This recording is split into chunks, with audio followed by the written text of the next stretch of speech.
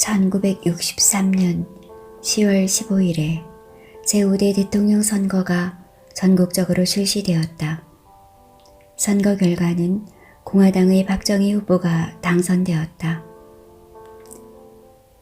그는 470만 2640표를 획득하였고 야당인 민정당 후보 윤보선은 박 후보보다 15만 6026표를 적게 얻었다.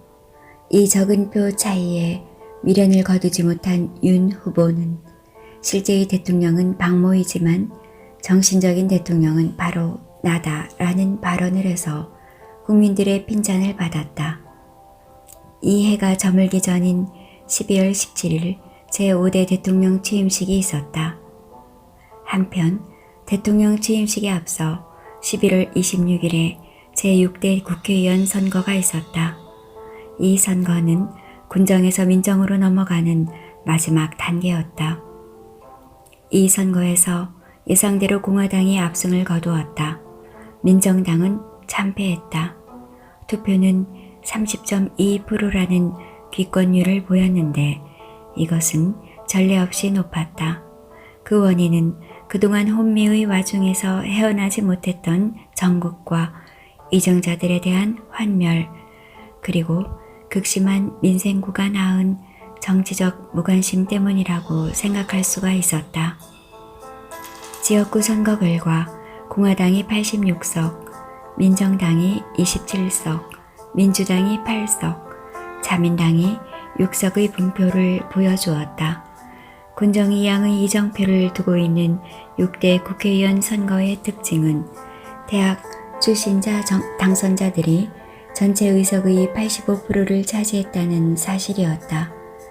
그 특징은 또한 소위 구정치인으로 지목되는 인사가 78명인데 비하여 초선 의원은 97명으로 전체 의석의 55.4%를 나타낸다는 사실이기도 했다.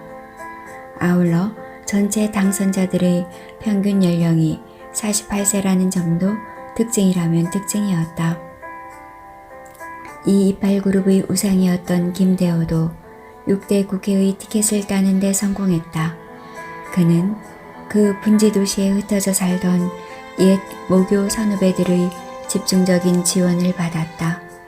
우여곡절 끝에 6대 국회의원 선거는 끝났고 이어 국회가 구성되었다.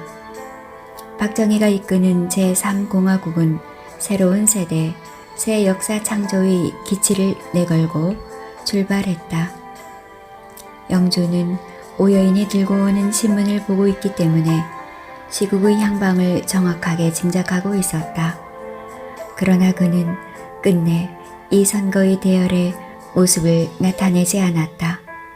자신이 직접 출마할 수 있는 계제는 물론 아니지만 이 이파를 주도했던 분지도시 K고교의 학생 대표로서 김대호 형의 출마를 강 건너 불 보듯이 할 수는 없는 처지였다. 독재 정권의 부정선거에 조직적으로 저항했고 역사에 엄청난 민권 승리의 족적을 남긴 그들이기에 남다른 정치 감각과 열정이 있었다. 1960년의 먼동이 트면서부터 이 나라의 나이 어린 젊은이들 사이에는 기성세대들의 자의적인 부패 행위에 저항하는 기운이 싹트기 시작했고 그것은 이28과 4.19의 학생의거로 나타났다. 그들은 젊은이들의 열정이 얼마나 무서운 것인가를 잘 모르고 끝내 3.15 부정선거를 저지르고야 말았던 것이다. 두 차례 학생의견은 이 땅에 민주주의의 실체가 있음을 증명하였고 그것은 국민들의 직접 선거에 의한 국회의 구성으로 이어졌다. 그러나 그것은 결국 이듬해인 1961년 5월 16일 일단의 젊은 장교들에 의해 시도된 군사혁명에 의해 좌절되었다. 처음에는 부패한 군부의 정군 운동을 주장하며 뭉치기 시작한 그들은 결국 정치혁명 세력으로 발전해 갔고 끝내는 폭발하고 말았던 것이다. 이제 2년 7개월간의 군부 통치는 끝나고 민선 국회가 구성되었다. 좀 전에 민선 대통령이 취임했던 것이다. 이때까지만 해도 이들 일부 군인들의 정치 개입을 군부 독재라고 매도하는 사람은 흔치 않았다. 몇몇 인사들만이 군부의 정치혁명 자체를 부인하고 비난하는 발언을 펴기도 했으나 큰 반응을 얻지 못했다.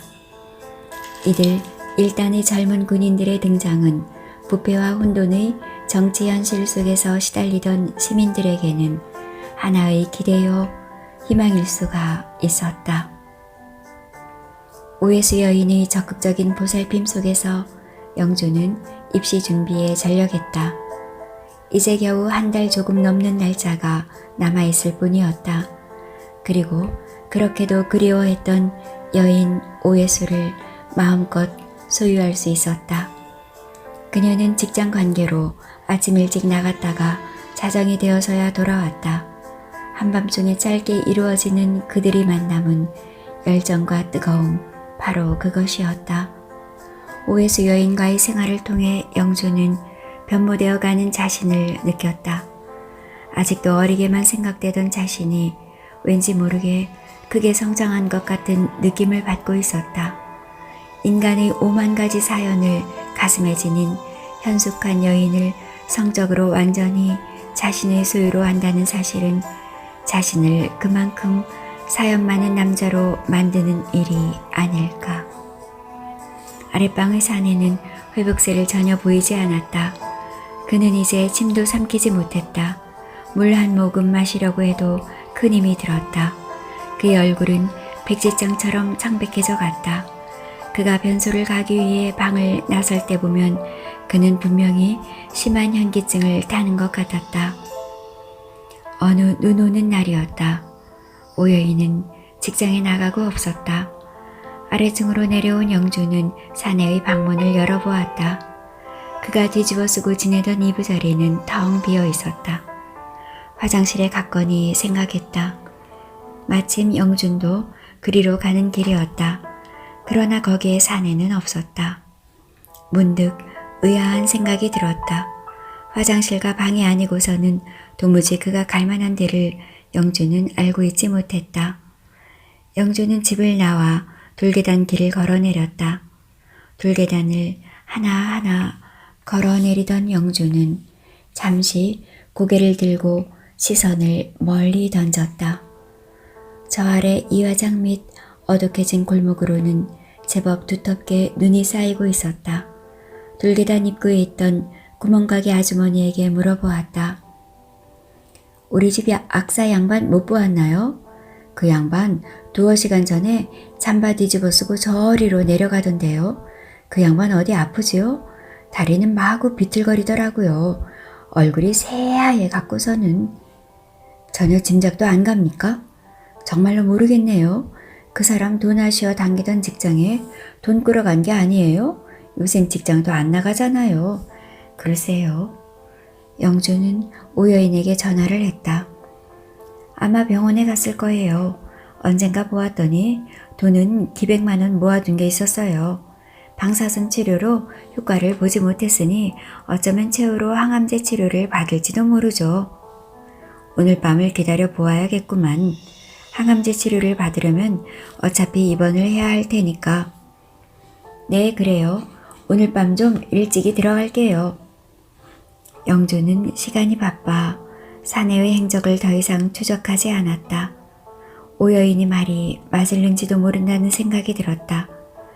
그러나 이렇게 눈가루 쏟아지는 날 길거리를 마구 쏘다녀도 괜찮을 정도의 건강이 못 되는 사내였다. 은근히 걱정스러웠으나 별 도리가 없어서 영주는 자신의 책상 앞으로 돌아왔다. 오여인의 추측대로 사내는 그날 밤 집으로 돌아오지 않았다. 몇 차례나 아랫방으로 내려가 그의 방문을 열어보았으나 방구석에 세워진 바이올린만이 덩그렇게 드러날 뿐 그의 모습은 보이지 않았다. 영주는 어렵게 짬을 내어 사내가 다니는 병원을 찾아갔다. 사람들이 북적거리는 속을 헤집고 그가 다니는 이비인후과를 찾아갔다. 젊은 의사 한 사람에게 사내에 대해 물어보았다. 네, 그 환자 말이죠. 치료 방사선과로 갔습니다. 아마 거기에서 지금쯤 일반외과로 넘겨졌을 겁니다. 일반외과로 한번 가보시죠. 영주는 치료 방사선과를 거쳐 일반외과로 갔다. 과연 사내의 이름 황진구가 차트에 기재되어 있었다. 그는 어느 틈엔가 입원하고 있었다. 영주는 그의 병동을 찾아갔다. 그가 들어있는 병동은 6층짜리 우중충한 시멘트 건물이었다. 낮게 드리워진 짙은 구름 때문에 시멘트 건물은 한결 을씨년스러워 보였다. 황진구라는 사내는 6인이 한꺼번에 입실해 있는 입원실에 누워 있었다. 그는 가벼운 잠결에 빠져 있다가 영준의 인기척을 느끼고 눈을 떴다. 그의 안색은 말할 수 없이 조체했다. 그의 병상은 제일 안쪽 유리창 옆이었다. 흐린 하늘을 배경으로 펄펄 쏟아지는 눈송이들이 이 중환자들의 병실에 묘한 분위기를 자아냈다. 그의 얼굴에는 아무런 표정도 떠오르지 않았다. 그의 엷은 미소도 흘리지 않았다. 그는 인간들이 세상에서 조금씩 멀어져 가고 있는 듯 했다. 그의 표정에는 어쩐 일인지 살아있는 사람의 흔적 같은 것이 사라지고 있었다. 그는 벌써 그 지독하다는 항암제를 맞았던 것이다. 그는 아무것도 먹을 수 없었다. 긴 고무호수가 그의 콧구멍에 꽂혀 있었다. 끼니 때가 되면 죽을 이 고무호수로 해서 직접 위로 투입했다. 사내하고는 아무런 대화도 나눌 수 없었다. 그가 말을 하지 못해서 뿐만이 아니라 그의 얼굴에는 산 사람다운 표정이 없기 때문이었다. 영주는 황진구의 상태를 알아보기 위해 복도의 가운데에 있는 간호사실로 갔다. 황진구 환자의 상태를 묻는 영준을 간호사들은 의아하다는 표정을 지었다. 누구시죠? 환자와 어떤 관계죠? 한 집에 살고 있고 친구됩니다. 그럼 친척은 아니시군요? 그렇지요. 친척은 아닙니다. 그럼 환자의 상태를 말해드릴 수 없는데요. 그래도 대강이나마 좀. 그야 보다시피 아주 상태가 안 좋으셔요. 보호자도 없고. 간호사는 애써 어려운 상태임을 감추려 했다. 그러나 말의 어조로 보아 상태가 비관적이라는 사실을 짐작할 수 있었다. 이비인후과의 요청에 따라 항암제 치료를 한번 해보는 거예요. 자세한 것은 의사 선생님에게 물어보세요. 의사에게 물어보지 않아도 사내의 상태를 대략 짐작할 수 있었다. 그는 다시 병실로 돌아왔다.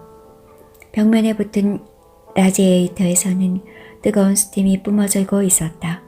중환자들은 주검처럼 누워 있었고 스팀 소리를 제외하면 아무런 음향도 들리지 않았다. 병실을 들락거리는 사람도 없었다. 병실은 6층으로 흐린 하늘 가운데로 떠 있었지만 어쩐 일인지 끝없이 가라앉고 있는 듯이 느껴졌다. 황진구는 잠이 들었는지 눈발이 흩날리는 유리창을 향하고 누워 있었다. 영준이가 가벼운 인기척을 내었으나 그는 끝내 돌아눕지 않았다. 영준은 사내의 머리맡에까지 걸어갔다. 사내의 머리털에서는 구역질나는 악취가 뿜어져 나왔다. 그는 집 북대기 같은 머리를 눈가루가 뿌려지는 유리창 너머의 뻥 뚫린 공간을 향해 고정시키고 있었다. 황영, 주무시오. 영준은 할 수 없이 사내의 주의를 환기시켰다. 도무지 의사소통이 안 되니 답답해서 미칠 지경이었다. 그러나 역시 사내는 미동도 하지 않았다. 영준은 의아한 생각이 들었다. 사람이 아무리 병이 들었기로서니 어쩌면 이럴 수가 있는가. 영준은 얼굴을 숙이고 사내의 그 창백해 빠진 얼굴을 들여다보았다. 그는 분명히 눈을 뜨고 있었다. 그러나 그는 울고 있었던 것이다. 그의 얼굴과 두 눈은 눈물이 흐르는 채로 창밖을 향해 고정되어 있었다.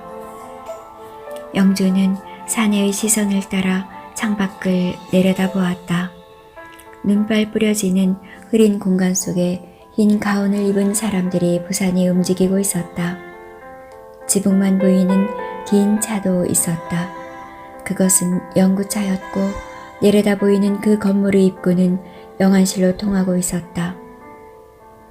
영준이가 고개를 돌렸을 때 사내는 왼손을 들어 5개의 손가락을 다 펴보았다. 방금 그 광경을 내려다봤기 때문에 사내의 5 손가락이 무엇을 의미하는지 금방 이해할 수가 있었다. 오늘 벌써 5명이 죽어나갔다는 사실을 의미했다. 영준은 가슴이 섬뜩했다. 사내는 이제 서서히 자신이 가야 할 길을 자신에게 길들이고 있었다. 그는 이미 인간의 생명이라는 이름의 부두를 떠나고 있는지도 몰랐다. 그날 밤 집으로 돌아오는 오여인을 기다려 영준은 그녀를 다짜고짜로 요구했다. 그녀는 처음에는 어리둥절해하는 눈치였다. 공부하느라 고단하실 텐데 왜 이러세요? 듣기 싫어. 빨리 벗어. 내가 시키는 대로 해. 이러시면 싫어요. 그럼 헤어져. 나하고 오늘 밤 여행을 떠나는 거야. 눈길을 따라서. 무슨 여행을? 지옥으로의 긴긴 여행이야. 다시 돌아올 수 없어. 동반 자살하자는 거예요? 뭐예요? 아무렇게나 생각해. 오여인은 영준의 눈치가 조금 이상한 것을 느낀 모양이었다. 아랫방 사람 죽었죠? 지금 죽어가고 있어. 여인은 불길처럼 덤비는 젊디 젊은 육신을 뿌리치지 못했다. 영준은 긴긴 겨울밤을 밝히며 지칠 줄 모르고 여자의 몸을 요구했다. 그것은 갈증에 시달리는 악마와도 같았다. 영준 학생, 날 진심으로 사랑하지 않죠? 너만을 사랑해. 너만이 나에게 유일한 여자이고 유일한 인간이야. 지금은. 거짓말. 그럼 날 왜 이리 거칠게 다루죠? 지금 벌써 새벽이에요. 난 너무 슬퍼요. 내 육체 속에 빠져 모든 걸 잊어버리고 싶다는 뜻이죠? 다 알고 있어요. 모든 걸? 네, 그래요. 모든 것. 그 암 앓는 사내하며 또 누구야? 기도원에 간 동생이며 아버지. 이상한 피를 나누어 가진 친척들. 닥쳐! 냄새나는 입 닥치지 못해? 영준은 허공 속으로 벌떡 몸을 일으켜 세웠다. 이제 자신은 왠지 두려운 것이 없는 듯 했다. 그는 뭔가 봐서는 안 되는 질펀한 바닥을 뚜렷이 보고만 것 같은 기분에 휩싸이고 있었다. 이제는 정말 인생과 인간의 조건과 정면 대결할 수 있을 것 같았다. 통금이 풀릴 무렵에야 영준은 코피를 쏟으며 오여인의 몸에서 내려왔다. 영준은 자신이 응시한 대학의 희망학교에 합격했다. 막상 합격자 발표가 있던 날 영준은 대학에 나타나지를 않았다. 황진구의 상태가 급작스레 악화되어 그의 병상을 지켜야만 했다. 그는 죽었다. 그러나 영준이가 보건대 사내는 굶어 죽은 것이다. 먹고 마시지를 못하니 그는 어차피 굶어 죽을 수밖에 없었다. 합격자 발표장에 다녀온 오여인은 가녀리고 따뜻한 손을 영준이 손바닥 안으로 디밀었다. 영준이가 붙었다는 뜻이었다. 영준과 오해수 여인은 사내의 시신을 실은 연구차를 타고 화장터로 향했다. 영준은 왠지 풀풀 날리는 눈가루들이 사내가 마지막 하면서 지상에 뿌리는 눈물방울 같이 느껴지는 것이었다. 그는 단지 먼저 갔을 뿐이었다. 인간의 긴긴 죽음의 터널을 그는 걸어보지도 못하고 그 초입에서 싸늘한 죽음으로 변하고 만 것이었다. 그는 어쩌면 영준 자신의 허물처럼 느껴지기도 했다. 먼저 벗겨져 무기물로 변해버린 지나간 시절의 영준 자신같이도 느껴지는 것이었다. 이런 영준의 착잡한 심정을 눈치라도 챘는지 오여인은 그의 손을 잡고 놓지를 않았다. 사연 많은 여인이여, 내 곁에서 언제까지나 영원하라. 영준은 그녀의 눈가루 얹힌 어깨를 가만히 안아주었다. 2. 투쟁의 세월. 영주는 약속대로 희식이 삼촌을 찾아갔다. 그는 고향에서 돌아와 있었다. 영준을 반갑게 맞아주었다. 그 사이 그렇게 긴 세월은 흐르지 않았으나 희식이 삼촌은 꽤나 늙어 보였다. 그의 마음고생이 그만큼 컸음을 의미하는 것일까? 아니면 영준 자신의 안목이 부쩍 어른스러워졌음을 말하는 것일까? 자신과 명예가 지나치게 그에게 들러붙어서 고생을 시켜드리는 것 같아 송구스러운 생각이 들었다. 말의 삼촌이지 괜히 갖다 붙인 말에 불과하다. 남하고 조금도 다르지 않은 관계이다. 생각할수록 평범한 사람들하고는 여러 구석이 틀리는 사람이었다. 삼촌, 이렇게 늦게 찾아왔습니다. 고향 소식은 좀 어떻습니까? 내가 없는 사이에 집을 나가서 섭섭은 했다만서도 좋은 대학에 들어갔으니 더 바랄 게 있겠나? 그건 어떻게 알았습니까? 발표되던 날 새벽에 가서 보고 안 왔나? 우리가 무슨 희망을 가지고 살겠노? 네 잘되는 거 보고 죽어야 안 되겠나? 무슨 그런 말씀을? 삼촌도 이제 장가 드시고 아들 딸 낳고 살아야지요. 아버님은 어떻게 되셨나요? 아버님 걱정은 하지 마라. 무사히 일이 잘 풀려서 집에 와 계신다. 널 안심시키려고 지어내서 하는 말이 아니다. 그렇지만 조금 상태가 좋지 않기는 마찬가지다. 그것이 무슨 뜻입니까? 그래. 조금 정신이 흐리멍덩한 상태지. 나이가 들었으니까네 그렇구나 생각하면 되는 기다마. 영주는 얘기를 길게 끌지 않았다. 이제는 정말 마음의 여유를 가지고 주변을 차분히 살펴보고 싶다. 희식이 삼촌을 붙잡고만 왈가왈부할 것이 아니라 직접 자신이 뛰어다녀 보아야 한다고 생각했다. 대학 입학시험에 합격하고 돌아온 오빠가 자랑스러운지 명예는 부엌을 부산스럽게 오가며 저녁을 지었다. 팬티를 입지 않고도 부끄러운 줄 모르던 어린 명예가 어느 사이 저렇게 커버렸을까. 이제는 부엌 살림을 혼자서 하고 있었다. 희식과 영주는 저녁상을 물리고 낙산 기슭을 산보했다. 판잣집들이 게딱지처럼 달라붙어 있는 이 지저분한 산등성이에는 그래도 가난하지만 살려고 몸부림치는 사람들로 말미암아 언제나 활기가 넘쳤다. 영준이 네가 댕겨야 할 학교가 저렇게 컴컴하구나. 영준은 삼촌이 가리키는 산 밑으로 시선을 주었다. 5만 가지 불빛이 반짝거리는 산 밑 공간의 한 부분이 검게 채색되어 있었다. 그가 곧 입학할 학교였다. 알 수 없는 희망과 갈구가 가슴을 밀고 올라왔다. 이제는 두 번 다시 물러서지 않으리라. 어쩐지 무엇에 부딪혀도 부서지지 않을 것 같은 견고함이 자신의 가슴을 채우고 있는 것 같이 느껴지는 것이었다. 삼촌, 왜 시원스럽게 말씀을 하지 못하십니까? 아버지가 큰아버지를 돌아가시게 했지요?